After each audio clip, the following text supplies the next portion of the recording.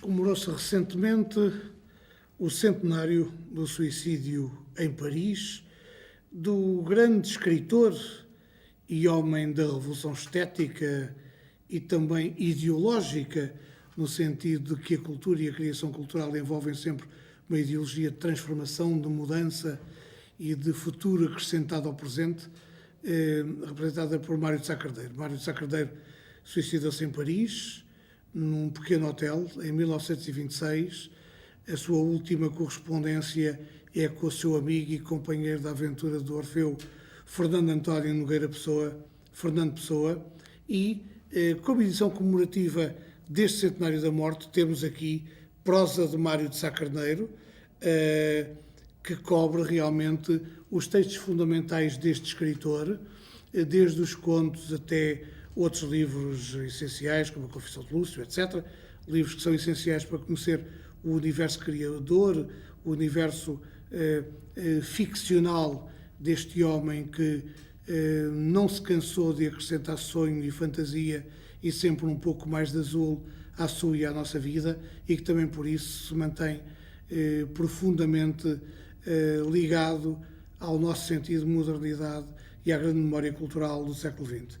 Este livro tem uma cronologia crítica estruturada e organizada por Fernando Pinto Amaral, poeta e professor universitário. É um livro que vale a pena ter e ler para descobrir ou redescobrir Mário de Sá Carneiro, uma descoberta ou redescoberta que são sempre feitas a tempo, porque Mário de Sá Carneiro, que morreu há um século, continua presente nos dias de hoje, porque continua a ser um de nós nesta modernidade instável que representa também o Portugal e a Europa destes tempos conturbados. Um livro a não perder. Outro livro fundamental desta época e deste momento, que muitos aguardavam para poder ter, ler e, no fundo, através desta escrita, poderem mergulhar no universo singular de José Viana da Mota. José Viana da Mota é um dos grandes nomes da história da música portuguesa.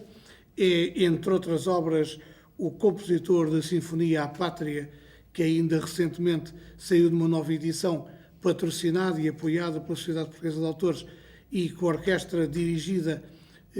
por Álvaro Cassuto.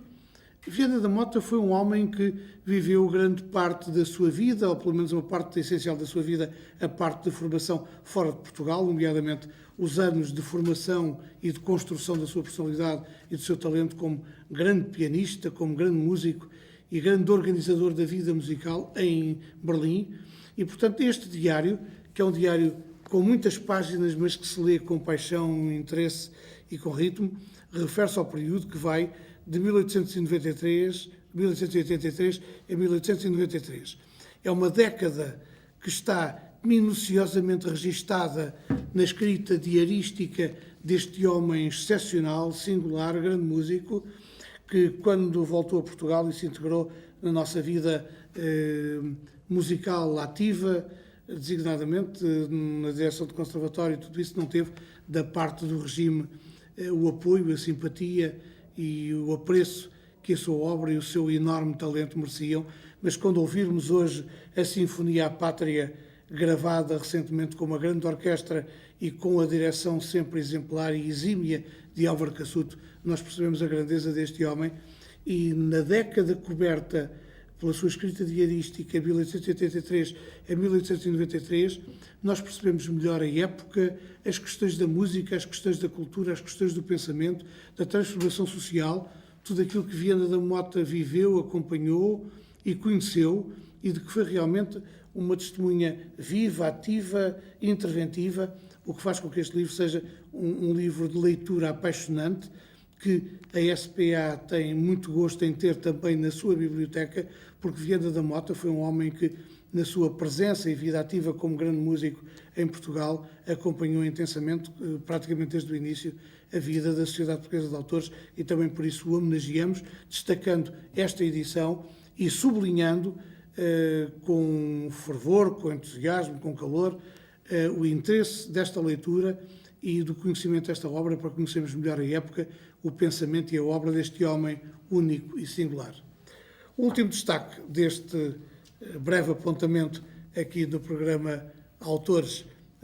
da TVI, que é a presença semanal regular da Sociedade Portuguesa de Autores nesta grande estação de televisão em Portugal, vai para um livro que se lê com paixão, curiosidade e interesse, que se chama Segredos de Lisboa e que é da autoria de Inês Ribeiro e Raquel Policarpo.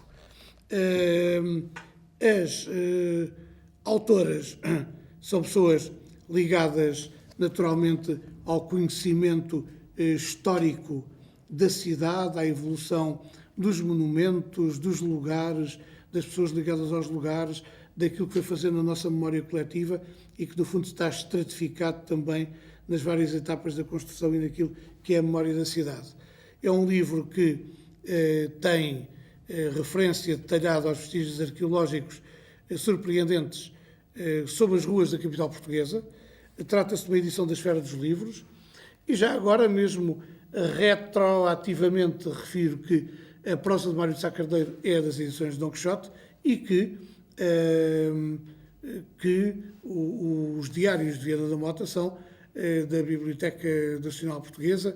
que vale a pena ter e não esquecer para sabermos também quem edita o quê, porquê e com qualidade. Este livro é um livro que se lê com paixão, porque descobrimos que por baixo de muitos metros quadrados da nossa cidade, que todos os dias percorremos e que atravessamos e que cruzamos na pressa, no afã de todos os dias, há muita história vivida, sonhada, construída, desaires, vitórias, momentos de júbilo, momentos de derrota, momentos de crença traída, mas, no fundo, os mistérios e os segredos dessa cidade são também os mistérios e segredos da nossa memória coletiva, nesta capital que tem tantos séculos de vida, séculos que são anteriores à própria construção da nossa identidade a partir da caminhada para sul de Dom Afonso Henriques, o rei fundador de Portugal, na sua cruzada contra os mouros que ocupavam então o território que viria a ser o território português. Portanto, é um livro que se lê com interesse, paixão e curiosidade, e fiquem seguros do seguinte: depois de lerem este livro, quando passarem por determinados sítios de Lisboa e se lembrarem da história que está subjacente a esses lugares, vão pensar nos lugares e na história com outra curiosidade, interesse e paixão, pensando até na possibilidade de terem sido um dos protagonistas da época em que essa história aconteceu, acabando por ficar soterrada com o passar dos tempos. Um livro para gostar mais de Lisboa, para gostarmos de ser de Lisboa e de ter Lisboa como nossa referência, de sermos portugueses e termos esta cidade fundamental como elemento axial da nossa cultura coletiva. 3 livros a não perder, a ler, a dar a ler e que vale a pena conhecer porque fazem parte da nossa identidade e da nossa memória profunda e coletiva.